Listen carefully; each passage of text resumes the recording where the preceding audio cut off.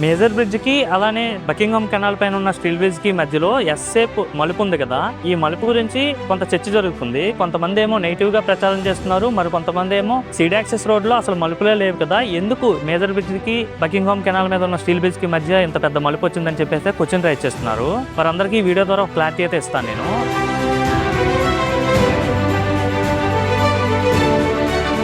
నేను ఎగ్జాక్ట్గా major steel bridge దగ్గర ఉన్నాను. సో మేజర్ బ్రిడ్జ్ నుండి వచ్చిన తర్వాత వెహికల్స్ అన్ని ఇలా వస్తున్నాయి కదా, ఇలా వచ్చి ఇలా మలుపులో ఈ మలుపుగా తిరుగుతున్నాయి కదా. ఈ మలుపు రావడానికి గల కారణం ఏంటంటే ఇక్కడ ఎగ్జాక్ట్గా ఇదే స్పాట్లో ఒక ఇంటర్చేంజ్ వస్తుంది. ఇంటర్చేంజ్ ఎందుకంటే ఈ మేజర్ స్టీల్ బ్రిడ్జ్ అనేది సీడ్ యాక్సెస్ ఫేజ్ 2లో ఎండింగ్ అయింది అనమాట.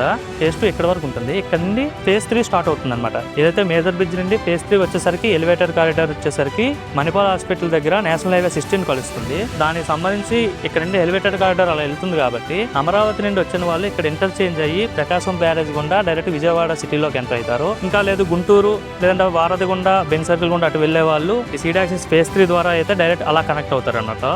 సో ఇదేదైతే ఈ మలుపు ఉందో ఈ మలుపు వచ్చేసరికి కేవలం ఇంటర్చేంజ్ కోసం అనేసి ఇక్కడ ఇలా ఏర్పాటు చేశారు. ఇంకా ఫేజ్ 3 స్టార్ట్ అయ్యేసరికి ఇంటర్చేంజ్ అనేది పూర్తి డిజైన్ గానీ మీకు అందరికి కూడా క్లియర్ గా కనిపిస్తుంది.